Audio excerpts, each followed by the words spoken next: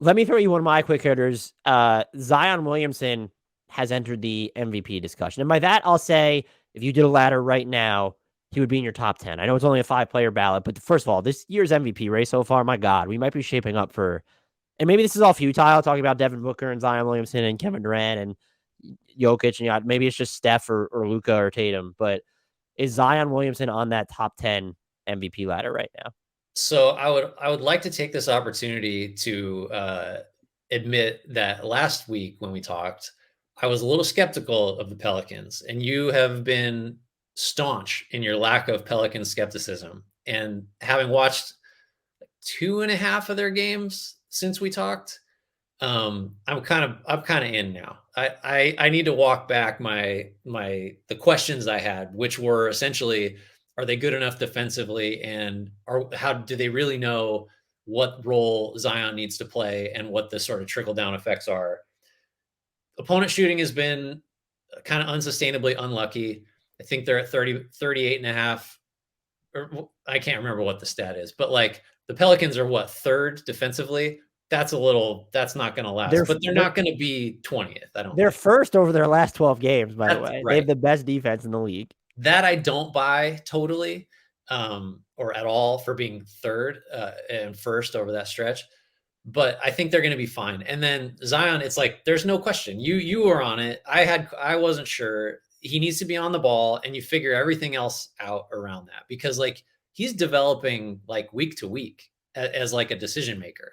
And his defense, I think, the best part about this defensive run is that he like is working hard and like is not falling asleep off the ball as much. And so the film just looks way better. So I'm walking that back. And so that's all to say that, like, yeah, I think at this point, I mean, the Pelicans have the second best net rating in the league right now, according to Cleaning the Glass. They're 15-8, top 6 in, offense and defense, because they're 6th on offense. And like, if anything, when they get Ingram back full time, like that can move up. So if the team is that good, and I think most would agree that Zion is the guy driving at least the offense, like, yeah, that's a top 10 MVP candidate at minimum, right? I mean, that's just where we are now. The names get crowded because there's Luka, That's there's the problem. Tatum, there's Steph, there's Shea, who Yeah. belongs in this discussion as well. There's Jokic, there's Giannis, there's Devin Booker, there's Kevin Durant. Like, those are 8 names I think you have to mention. I left Kevin Durant off my last top 10. I feel like the Nets probably just killed my soul a little bit, and they're just so inconsistent defensively, including Kevin Durant there.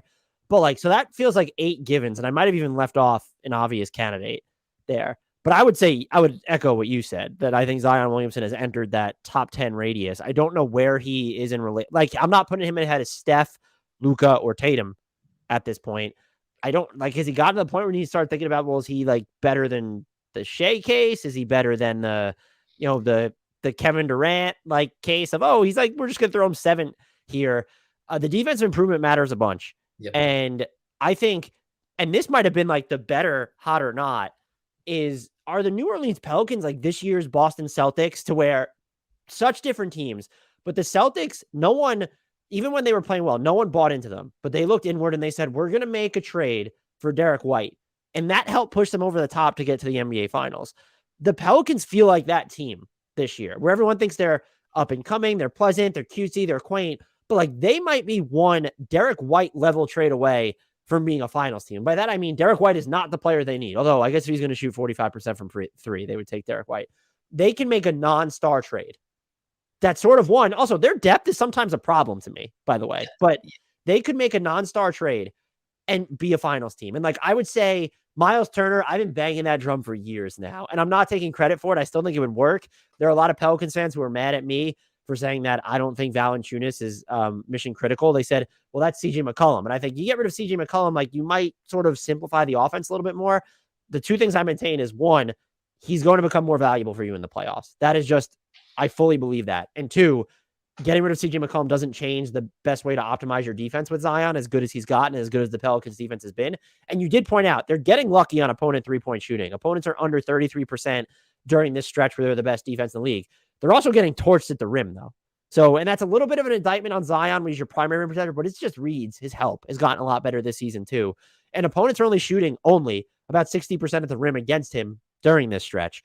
So I think he's an MVP candidate, and I don't think it's too hot to say that the New Orleans Pelicans are this year's Boston Celtics. In that, again, the teams are so different, but they are a minor to middling move away from needing to be taken seriously as a finals threat. I take your point. I think you're right about, well, a couple things. Consolidation trade seems pretty like logical, and that they may be one guy away because they've got like 3 or 4 that all deserve to play. That, maybe it's better if you turn that into 1 or 2 guys. The other thing is, like, they could aim higher than that. Not, we don't know who's out there, but like they've got the Lakers draft control. They have just like real options and real salary. And Valanciunas, like, sorry, Pelicans fans, Valanciunas is the guy that you're going to include in a move, I think, to get some salary. It could be CJ if he was trade eligible. Maybe they'd be more open to it, but like he's not trade eligible. And I need to see it. First of all, and you've dealt with enough injuries to both Zion and Ingram that I don't know that you could look at as what CJ does and say, okay, well, that's just, we have a surplus of this. Like, we don't need more of the shot. Like, I get he hasn't had the best season, but you've dealt with enough injury history. So forget about being full strength. Just to have him is just like, okay, well, we know we're probably going to have 2 guys who can generate offense for themselves and others. Yeah, no, I think that's right. I mean, if honestly, if they could just get like, if you could clone Derek White, it's like now you have Derek White. That works great for me. Let's just do that again.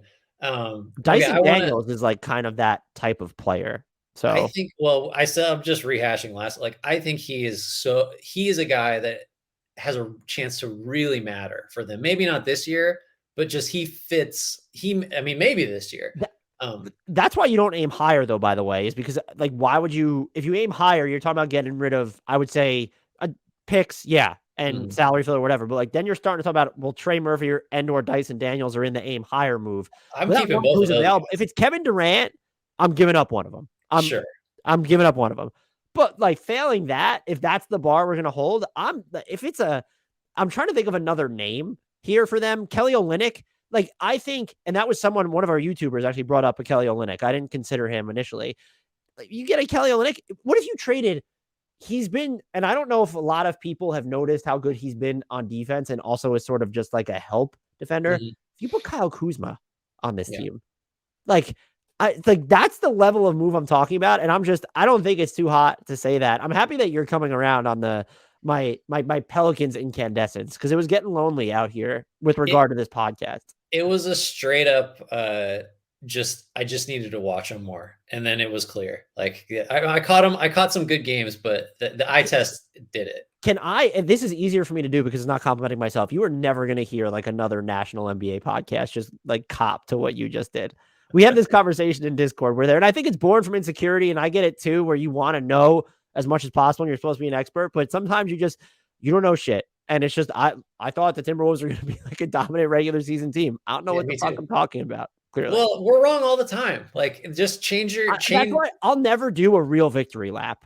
I will never like I'll make a joke about it. I'm wrong so much that what's the point of a victory lap? I think all of it succeeds to do is point out how rare it is that you're correct. Well, I'm not. If Jonathan Kuminga develops on my certainty that he'd become a more athletic Paul George, I will do the mother of all victory laps. It's going to be a victory marathon. I will never shut up about it. But I'm wrong so far about that. That trajectory feels like it might be a little bit on life support. A little bit. He's been a lot better lately.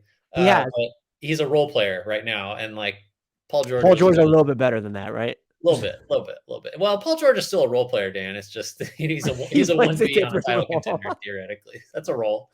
But I'm glad you came around on the Pelicans, so that's not too hot then. No, not too hot.